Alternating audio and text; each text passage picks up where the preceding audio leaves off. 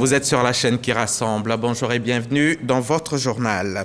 Le Sahara représente la vitrine la plus prestigieuse du savoir-faire agricole, de la pêche et de l'élevage ivoirien. Dans le cadre de la campagne 2023-2024, le prix du kilogramme de cacao est fixé à 1000 francs CFA contre 900 francs en 2022-2023 et celui du kilogramme du café à 900 francs contre 750 francs précédemment.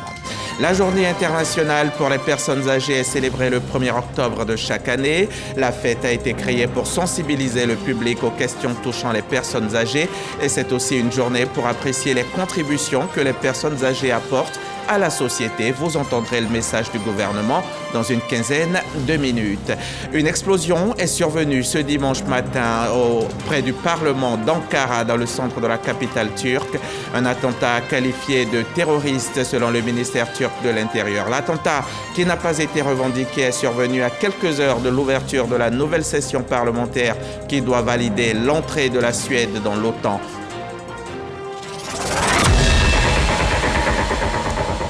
En seulement 5 éditions, le Sahara s'est imposé comme le salon de référence en matière d'agriculture, de ressources animales, halieutiques et forestières en Afrique subsaharienne. Après sa dernière édition en 2019, le Salon international de l'agriculture et des ressources animales d'Abidjan a été relancé par le gouvernement afin de valoriser, promouvoir et développer toutes les richesses du secteur agricole, de l'élevage et de la pêche de la Côte d'Ivoire. Le Sahara 2023 se tient depuis vendredi dans le majestueux parc des expositions d'Abidjan. Et aujourd'hui, nous avons sur notre plateau le commissaire général du Salon, Kwasi Kwaku André, avec qui nous allons échanger pendant un quart d'heure sur ce Sahara. Qu'est-ce qui est au menu? Quelles sont les innovations, les attractions de cette édition? Et nous allons évoquer beaucoup d'autres choses encore. Ce sera dans le cadre du magazine du dimanche. Bonjour, monsieur le commissaire général. Bonjour. Bienvenue sur notre plateau. Merci. Alors, tout se passe bien depuis vendredi, depuis que ça a démarré? Ça se passe très bien. Très bien. D'accord. Comment on se sent? Quel sentiment nous habite quand on est commissaire général d'un événement aussi majeur? On se sent surchargé du poids, comme vous l'avez dit, de cet événement. Mais en même temps, quand on sait que c'est pour l'agriculture en Côte d'Ivoire, qui depuis le premier président l'a qualifié du socle du développement de Côte d'Ivoire, on a une certaine fierté de servir son pays à ce niveau. C'est tellement bien dit. Merci, monsieur le commissaire général, et on se retrouve dans 30 minutes. Merci. Je vous le disais au sommaire, dans le cadre de la campagne 2023-2024, le prix du kilogramme de cacao est fixé à 1000 francs CFA contre 900 francs en 2022-2023 et celui du kilogramme du café à 900 francs contre 750 francs CFA précédemment. D'autres précisions avec Lanciné Bakayoko. Pour la campagne de commercialisation qui s'ouvre, le prix bord champ du kilogramme de café décortiqué et trié est fixé à 900 francs CFA, en hausse de 150 francs, soit 20% comparativement au prix pratiqué durant la campagne précédente. Ce prix représente un effort budgétaire supplémentaire de 14 milliards de francs CFA, consenti par le gouvernement au regard des contraintes du marché. Un effort qui devrait s'intensifier via de nouveaux investissements importants, notamment dans la recherche et dans les incitations à l'accroissement de nos capacités de transformation locales. Question de dépasser la production nationale de 100 000 tonnes de café. Pour la campagne 2023-2024 du cacao, fermenté, bien séché et bien trié, est de 1000 francs CFA. Entre la campagne précédente et la campagne 2023-2024 de cacao qui débute, ce sont environ 210 milliards de francs CFA qui s'ajoutent sur les revenus des producteurs, à la grande joie des coopératives. Si on regardait l'inflation et les ventes anticipées qui ont été déjà faites, on ne devrait pas avoir 1000 francs, on devrait avoir 900 francs le kilogramme. Mais vu les efforts du chef de l'État qui a toujours aimé les producteurs du café cacao, il nous a donné 1000 francs CFA qui n'était pas possible. Nous lui disons merci. Mais pour le café, c'est encore extraordinaire parce que lorsque nous venons ici, nous ne nous entendons pas à un prix de 900 francs pour le café et le café nous donne 900 francs aujourd'hui. Aujourd'hui, avec le prix qui augmente chaque année, nous les producteurs, on dit merci au chef d'État, merci au gouvernement, merci au Premier ministre, merci au ministre de l'Agriculture. Je suis sûr qu'on va faire beaucoup de plantations de café. Nous voulons qu'on insiste sur la question de la durabilité pour que ça soit quelque chose de très efficace en associant tous les acteurs et en particulier les producteurs. Cette durabilité exigée par le marché européen et qui tient à cœur les coopératives de café-cacao fait également partie des 3 grands défis que le Conseil du café et du cacao entend relever. La réglementation de l'Union européenne nous impose de nouvelles normes d'exportation auxquelles nous avons le devoir de nous conformer. Parce que 68% de nos produits partent vers l'Europe. Nous avons la responsabilité de maintenir le verger en bon état de production et de le développer pour être prompt à répondre à l'offre mondiale.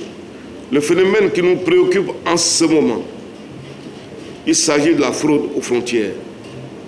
Je voudrais, sur ce point, dénoncer les compatriotes qui ont choisi leurs intérêts personnels au détriment de notre pays, notre chère Côte d'Ivoire. Le Conseil du café et du cacao a profité du lancement de cette campagne de commercialisation pour présenter son nouveau logo. Un reportage de Lanciné Bakayoko et Husser Bléi. Nouvelle hausse des prix du carburant en Côte d'Ivoire. Le ministère des Mines, du Pétrole et de l'Énergie a annoncé hier samedi qu'à compter de ce dimanche 1er octobre, le prix du super serait fixé à 875 francs CFA le litre et le prix du gasoil à 715 francs CFA le litre, soit une augmentation de 60 francs CFA par litre. En cause, la hausse des cours du pétrole brut sur le marché international, selon les autorités. D'autres précisions avec l'enseignant Bakayoko. 875 francs pour le super sans plomb et 715 francs pour le gazole. Ce sont les nouveaux prix auxquels seront vendus les carburants à la pompe. La raison vient plutôt de la situation internationale. Les cours du pétrole brut sur le marché international connaissent une hausse depuis la fin de la pandémie de la Covid-19. Cette flambée des prix s'est accentuée avec les craintes sur la sécurité d'approvisionnement liée à la crise russo-ukrainienne survenue en février 2022. Depuis, les cours du Brent ne sont jamais descendus en dessous de la barre des 72 $ US le baril. Ils avaient même été au-delà de 123 $ US le baril au mois de juillet 2022. Sans oublier que les principaux pays exportateurs de pétrole ont décidé depuis 2023 de limiter leur production jusqu'à la fin de l'année pour conserver un prix soutenu. Un cocktail très défavorable qui n'épargne pas la Côte d'Ivoire, qui avait jusque-là résisté à travers des subventions. Plus de 800 milliards de francs CFA depuis 2022. Le gazole étant touché, les transporteurs s'en trouveraient fortement impactés, d'où cet accord pour abaisser les charges. Il s'agit d'un certain nombre de frais qui sont prélevés par diverses administrations. Le gouvernement a procédé à la suppression de cette amende de 22 500 qui est dénoncée par les transporteurs. Le gouvernement a réaffirmé le maintien de 33 barrages routiers sur les axes interurbains. Donc des dispositions sont en train d'être prises avec ceux qui sont en charge de cela. Pour que ces barrages fixes soient respectés. Il y a aussi une question relative au remorquage des véhicules, aussi bien dans le district autonome d'Abidjan que sur les routes interurbaines, avec des coûts qui sont jugés excessifs par les transporteurs. Donc le gouvernement a décidé là aussi, donc très rapidement, donc de mettre les choses à plat et d'encadrer, donc par un texte qui va être pris très rapidement, l'exercice donc de métier de remorqueur et les barèmes de remorquage, pour que ce ne soit pas donc un abus comme on a pu le constater avec un certain nombre d'entreprises de remorquage. Si toutes les parties prenantes respectent leurs engagements, il ne devrait pas avoir de grands chamboulements sur le coût de la vie. Nous voulons rassurer l'opinion nationale que nous serons très vigilants et très intransigeants, en tout cas sur le suivi des prix des produits de grande consommation sur le marché, et ce sur la base en fait des engagements qui viennent d'être pris, d'autant plus que le facteur transport ne saurait justifier une augmentation des prix des produits de grande consommation. À cet effet, nous allons intensifier la surveillance du marché à travers le contrôle de l'affichage des prix et le respect des prix des produits plafonnés. Nous allons également procéder au renforcement des actions de contrôle et de surveillance des marchés de notre brigade, la brigade de contrôle rapide, la BCR, et également des 31 directions régionales sur tout le territoire national. Malgré ce réajustement de prix à la pompe, le gouvernement continue de fournir des efforts.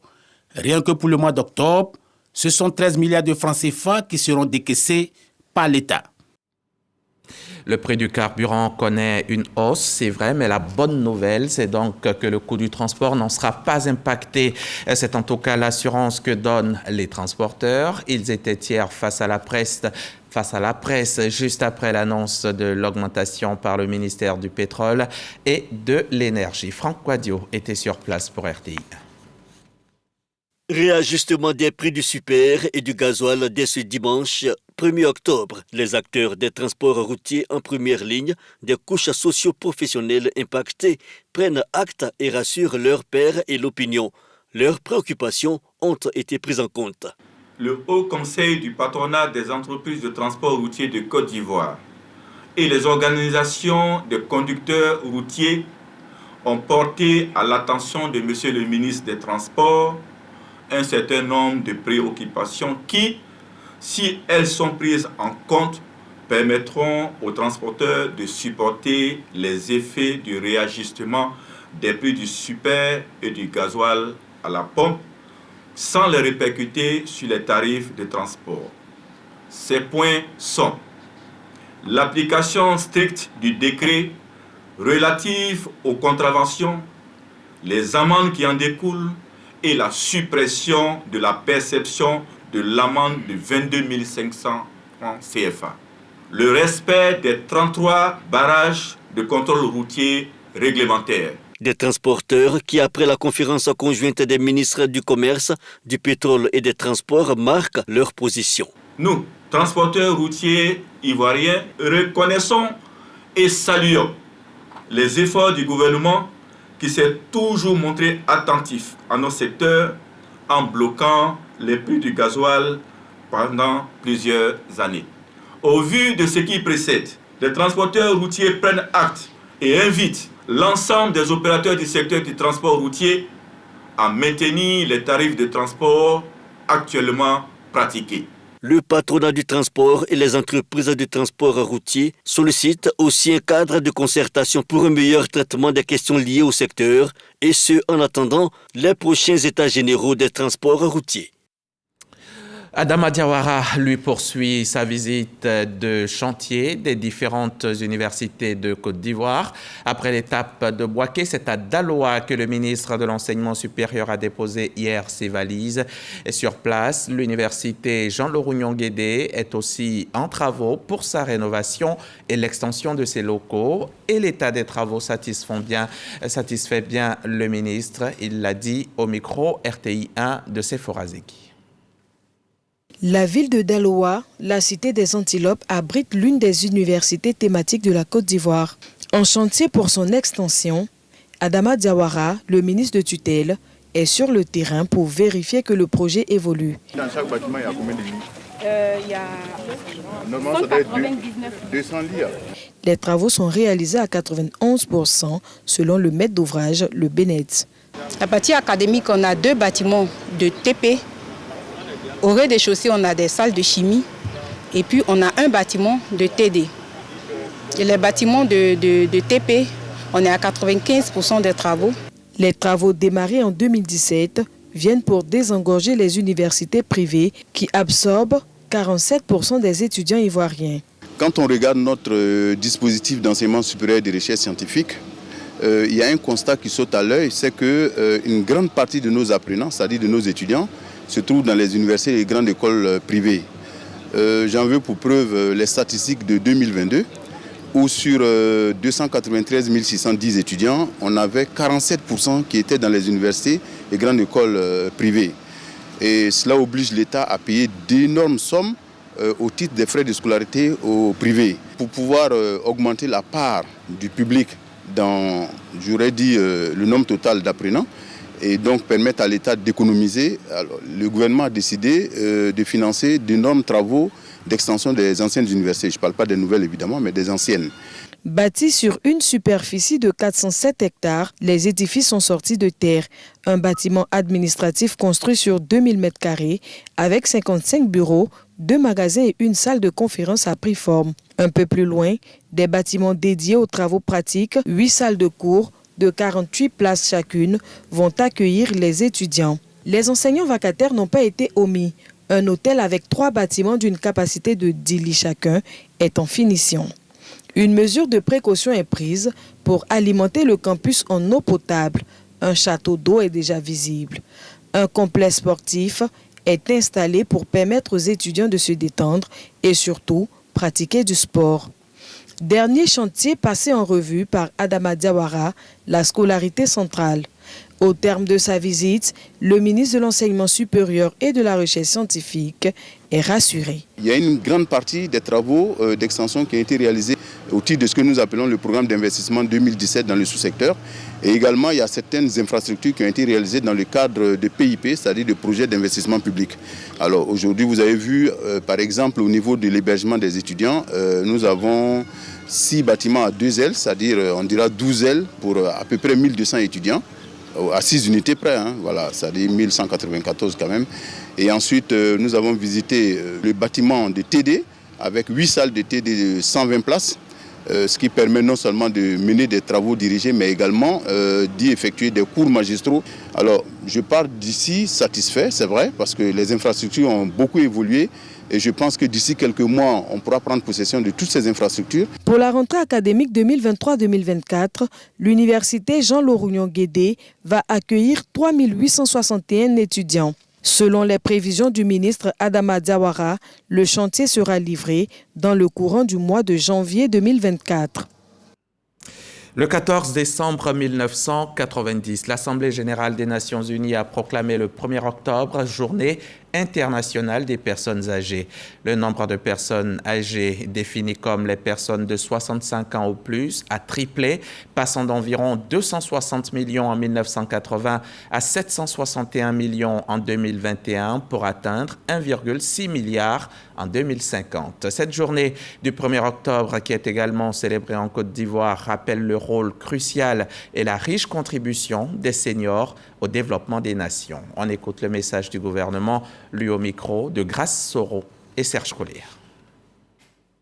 Poursuivre les efforts de réduction des inégalités liées au vieillissement, réaffirmer l'engagement et la détermination du gouvernement à protéger et promouvoir les droits des personnes vieillissantes dans une Côte d'Ivoire solidaire. Le gouvernement se félicite des avancées notables qui ont été enregistrées, notamment dans le domaine de la protection sociale, ce qui permet aujourd'hui de disposer d'instruments innovants pour une prise en charge complète de l'ensemble de la population, surtout des personnes du 3e âge. Il s'agit entre autres de la couverture maladie universelle. Avec la CMU, les seniors qui n'étaient pas assurés et qui peinaient à avoir une assurance du fait de leur âge peuvent être désormais couverts. Du régime social des travailleurs indépendants, qui comprend au titre des prestations la couverture du risque vieillesse qui garantit une pension de retraite aux personnes âgées exerçant dans le secteur formel. Du régime de retraite complémentaire par capitalisation au profit des fonctionnaires et agents de l'État, dénommé la complémentaire, qui vise à améliorer le niveau de pension des fonctionnaires et agents de l'État à la retraite afin de maintenir leur qualité de vie ainsi que celle de leur famille. De l'assistance médicale et nutritionnelle à plus de 13 000 personnes âgées en situation de vulnérabilité dans le cadre de la mise en œuvre du projet national d'assistance aux personnes âgées. Des avancées certes qui doivent être soutenues par une valorisation constante des droits des personnes âgées, tout en améliorant leurs conditions de vie. Accélérer l'action pour l'élimination du travail des enfants dans les chaînes d'approvisionnement en Afrique. Cela est un projet dont la première phase a impacté quelques 10 000 enfants. 4 années plus tard, le ministère des Affaires étrangères des Pays-Bas et l'OIT viennent de lancer la phase 2 de ce projet Accel Africa pour apporter des réponses concrètes aux domaines prioritaires identifiés à Durban en Afrique du Sud lors de la 5e conférence mondiale sur l'élimination du travail des enfants. On en sait plus avec Walter Amadou Ouattara. L'Égypte, le Mali, le Nigeria, l'Ouganda, le Malawi et la Côte d'Ivoire constituent les 6 pays de la zone d'exécution du projet OIT Accel Africa. Ces actions sont prioritairement engagées sur l'élimination du travail des enfants. On ne peut pas parler de la justice sociale sans parler du droit des enfants parce que les enfants doivent aller à l'école. Et l'enfant, c'est la jeunesse de demain. Environ 2 milliards de francs CFA, c'est le financement de la phase 2 du projet Accel Africa, entamé en juillet dernier pour une période de 5 années. Le montant est octroyé par les Pays-Bas. Aujourd'hui, c'est le ministère des Affaires étrangères de néerlandais et puis le BIT essaie d'adresser la question du travail des enfants avec donc un budget de 30 millions USD. On a discuté la question de revenus décents parce que c'est un sujet aussi très intéressant pour attaquer donc l'une des causes profondes du travail des enfants. En Côte d'Ivoire, 27 communautés ont pris part au projet, ce qui a permis de toucher 1078 enfants. L'OIT veut ainsi accompagner les programmes du gouvernement et de la Première Dame de Côte d'Ivoire. Le gouvernement ivoirien, il est complètement engagé par rapport à cet objectif de réduction du travail des enfants. On le voit à travers la stratégie nationale pour le cacao durable qui a été adoptée par le gouvernement, mais aussi par les efforts du ministre de l'Emploi et de la Protection sociale, qui est aussi le président du comité interministériel pour la lutte contre le travail des enfants, mais aussi le travail inlassable de la Première Dame dans le cadre du comité national de surveillance des actions de lutte contre le travail des enfants. Si on arrive à s'attaquer aux causes profondes du travail des enfants, on va pouvoir réduire durablement le travail des enfants ici en Côte d'Ivoire. Accel Africa œuvre aussi dans la facilitation de la transition entre l'école et le travail décent pour les enfants qui ont dépassé l'âge minimum d'admission à l'emploi. On va à présent s'intéresser à cette autre lutte non moins importante, celle contre les VBG. Il y a 10 ans aujourd'hui, un centre communautaire d'accueil et de réhabilitation pour les femmes et les filles a ouvert ses portes à Logwalé, sous-préfecture de Mans, dans l'ouest de la Côte d'Ivoire. Un centre spécialisé dans le traitement des femmes porteuses de fistules. Et ce week-end, une journée portes ouvertes a été organisée, permettant ainsi aux populations de savoir ce que c'est, de compatir et surtout de soutenir. Mamadou Kwasi. Logwalé, sous-préfecture située dans la région du Tonkwi, à l'ouest de la Côte d'Ivoire. Dans ce village est ouvert depuis 2013. Ce qui est appelé le centre de l'espoir pour les femmes porteuses de fistules obstétricales. Il s'agit du centre d'accueil et de réhabilitation pour les femmes et les filles. Un centre de transit pour ces femmes, la maladie de la honte. Cette maladie, mon mari m'a laissé. J'étais l'objet de moquerie. Aujourd'hui, je suis guéri. L'initiative est de l'ONG JFM3, Génération Femmes du 3e millénaire. En plus de l'alphabétisation, l'ONG a mis en place un système de formation en couture et en coiffure pour l'autonomisation des femmes. Touré Veil et son équipe veulent faire plus pour ces femmes. Nous avons un seul bâtiment qui accueille et les filles violées et les femmes porteuses de fistules. Donc elles ne sont pas à l'aise. Nous sommes là aujourd'hui pour lancer un appel à tout le monde pour venir soutenir ce centre, pour que les femmes et les filles qui ont des problèmes, qui viennent se mettre dans un espace sûr, soient à l'aise. Nous n'avons que 24 lits pour au moins 86 pensionnaires. Le représentant de la ministre de la Femme, de la Famille et de l'Enfant, marraine de la cérémonie, salue l'engagement de l'ONG JFM3 avant de la rassurer du soutien du gouvernement ivoirien.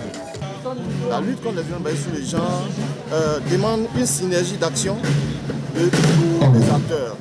Et parmi ces acteurs, nous avons l'ONG JFM3 qui, à travers son centre de transit, nous permet d'apporter un appui aux structures. En plus de la lutte contre les fissures obstétricales, le centre sert également d'accueil aux femmes victimes de VBG. Plusieurs comités de veille et d'alerte précoce existent pour soutenir les initiatives du centre CKRF de Logwali. À ce jour, ce centre compte 23 jeunes filles en pension complète et 65 femmes et filles en demi-pension.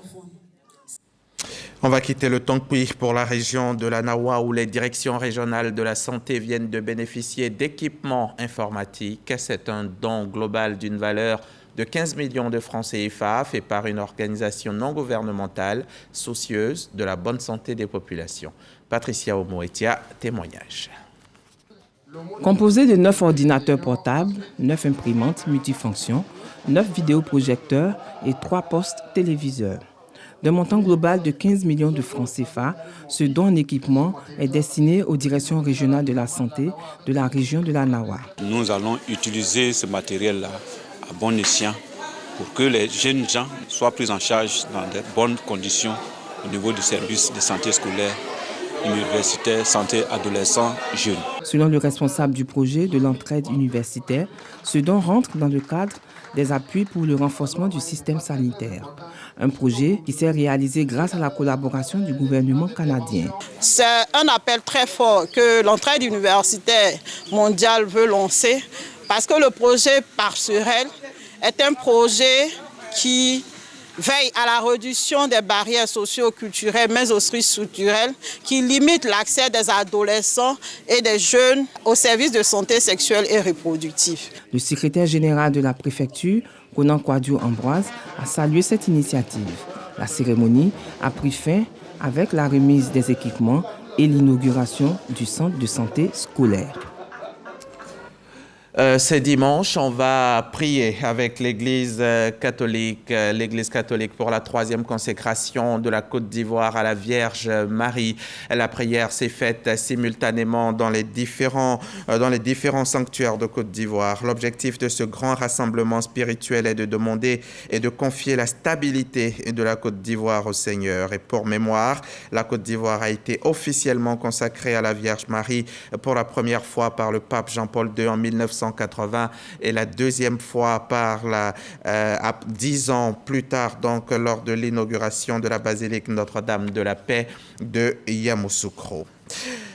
Une forte explosion a retenti dimanche 1er octobre, aujourd'hui donc dans la matinée, dans la capitale turque Ankara, à proximité du Parlement, qui doit ouvrir dans la journée sa nouvelle session de travail. Le ministère turc de l'Intérieur indique qu'il s'agit d'un attentat terroriste perpétré par 2 individus, 2 terroristes donc qui se sont présentés à bord d'un véhicule militaire léger devant le portail d'entrée de la Direction générale de la sécurité et ont perpétré un attentat à la bombe, un attentat donc comme le précise le ministère. 2 policiers ont été légèrement blessés par les flammes. L'un des terroristes s'est fait exploser et l'autre a été neutralisé. Il n'y a aucune information encore sur l'identité des auteurs de l'attentat. Pas de revendication non plus à cette heure.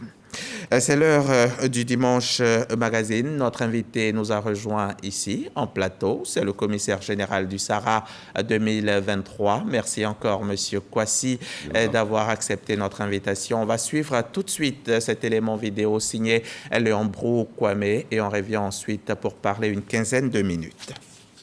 Agriculteurs, fabricants d'outils de production et de transformation, éleveurs, transformateurs, négociants et exportateurs de produits agricoles et halieutiques, bref, le Salon international de l'agriculture et des ressources animales, un rendez-vous des professionnels ivoiriens, africains et mondiaux des secteurs de l'agriculture et des ressources animales. 6 000 cette année au parc des expositions d'Abidjan, ouvert pendant 10 jours à 300 000 visiteurs. De réelles retombées économiques immédiates, quantifiables seulement à partir du 8 octobre prochain, date de clôture du Sahara.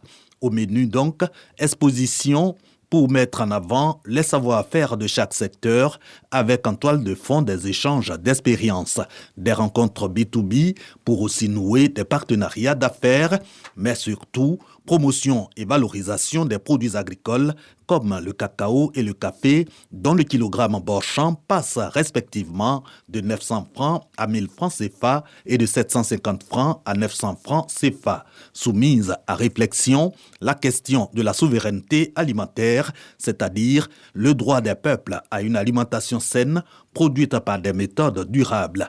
Ici, les réponses du Sahara 2023 passent par des activités parallèles et conférences sur le thème « L'agriculture africaine face aux défis des chocs internes et externes, quelles innovations pour améliorer les secteurs agricoles et la souveraineté de nos pays ?» C'est un récit de Léon Brou-Kwame du service économie de la rédaction. Mon commissaire, oui. Monsieur le commissaire général, Monsieur Kwasi, le Sahara, après 5 éditions, quelles innovations aujourd'hui? Merci. Le Sahara, effectivement, est à sa 6e édition. Les 2 premières éditions qui ont eu lieu en 97 et 99 ont été des éditions, je dirais, d'essai et qui ont connu de francs succès. Il y a eu une interruption jusqu'en 2015 où le président de la République, son Excellence Alassane Ouattara, a relancé ce salon. Et depuis cette 3e édition en 2015, le salon aujourd'hui, il se positionne comme un salon international, comme le veut bien sa dénomination, Salon international de l'agriculture et des ressources animales. Ce salon aujourd'hui est une fierté pour la Côte d'Ivoire et pour la sous-région entière. Parce que, on ne le dit pas assez, mais c'est un forum où tous les acteurs agricoles viennent pour s'inspirer des méthodes, viennent pour exposer leur savoir-faire et viennent pour rencontrer d'autres choses, pour améliorer ce qu'ils font déjà. Qu'est-ce qui est prévu de nouveau pour cette 6e édition? Et donc, comme innovation cette année, je l'ai dit, c'est peut-être banal, mais les éditions dernières jusqu'à la 5e se tenaient sous des chapiteaux qui sont construits et qui sont démontés après le Sahara.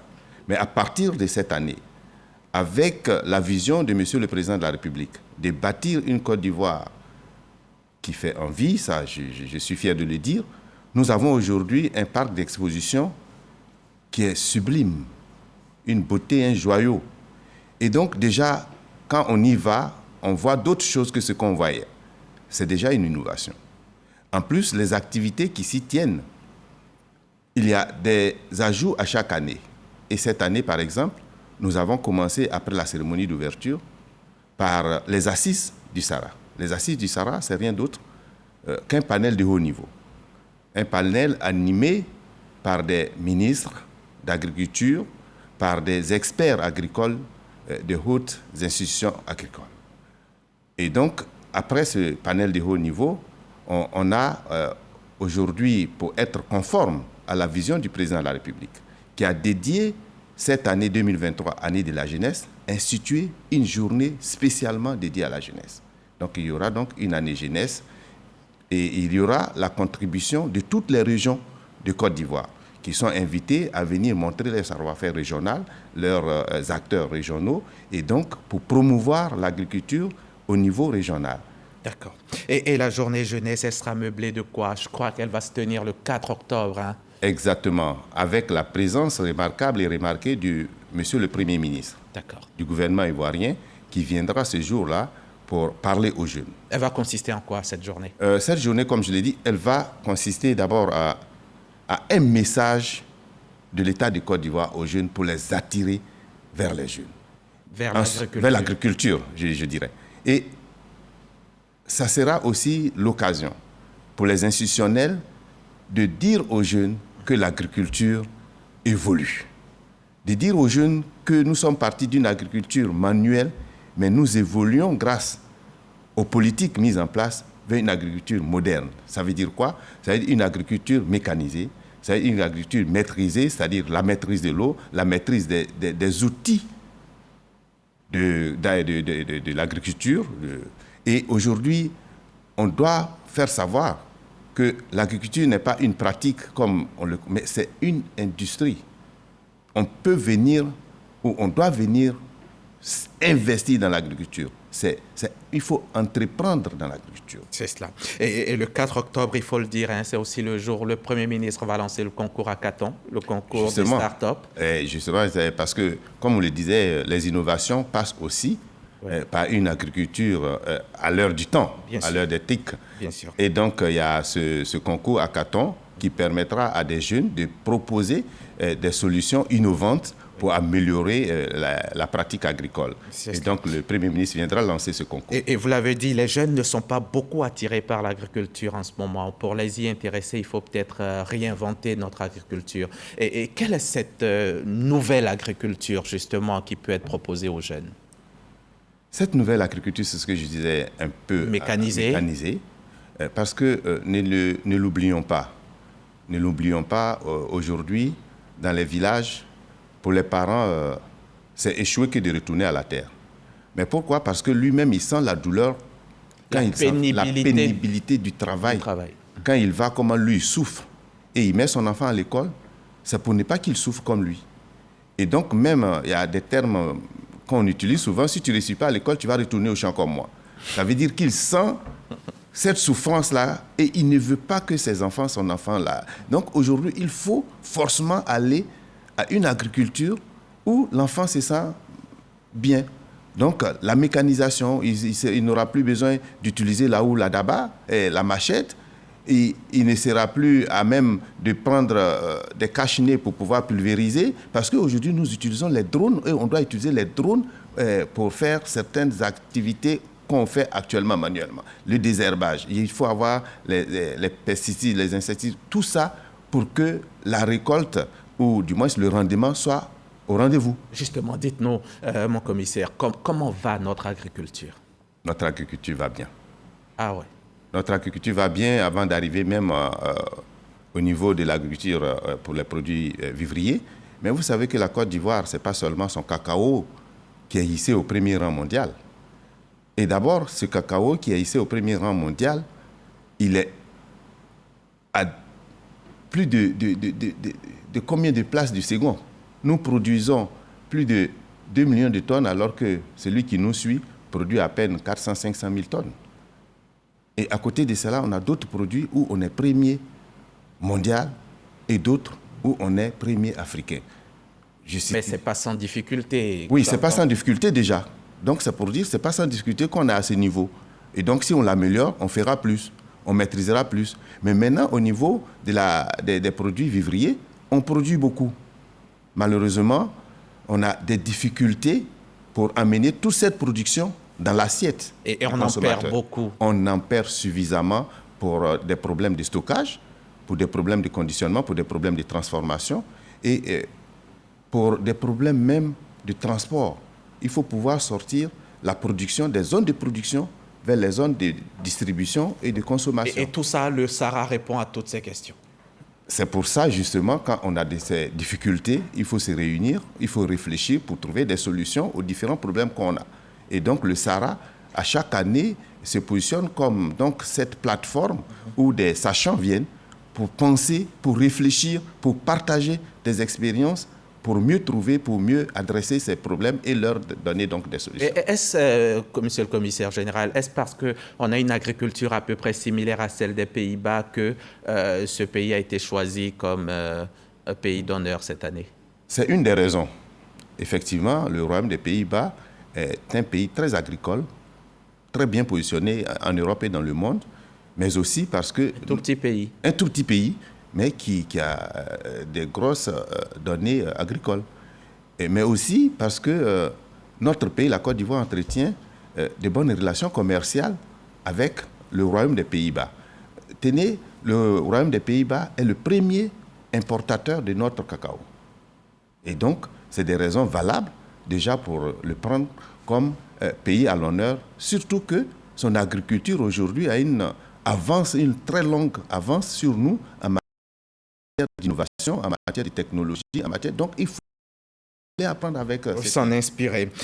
Et pourquoi ce thème cette année, l'agriculture africaine face aux chocs internes et externes? Quelles innovations structurelles pour améliorer les secteurs agricoles et garantir la souveraineté alimentaire? Un thème d'actualité, effectivement. Parce que vous savez, on vient de sortir de cette grande pandémie qui a impacté le monde entier. Et aujourd'hui, nous avons des crises un peu partout dans le monde, à l'intérieur de certains pays. Et nous savons aussi que la crise russo-ukrainienne a été un facteur qui a fait flamber tous les prix. Et même qui a diminué les quantités qu'on importait de différents pays. Et aujourd'hui, nous sommes confrontés, donc nous sommes face à une situation. Comment faire pour ne plus continuer à vivre, à souffrir quand il y a une quelconque crise ailleurs?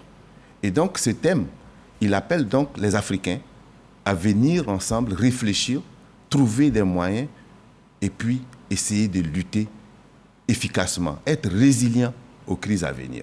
Donc voilà pourquoi ce thème, pour nous, est d'importance capitale pour l'avenir de notre agriculture et de nos consommations. Le Sahara 6, c'est donc 400 000 visiteurs attendus. 400 000 visiteurs. 400 000 visiteurs. Et je dirais déjà peut-être qu'on va exploser ce chiffre. Ah oui, parce que... Avec ces 2 premiers jours qu'on a vus avant-hier et hier, je vous dis, il faut se précipiter pour y aller. Pour y aller.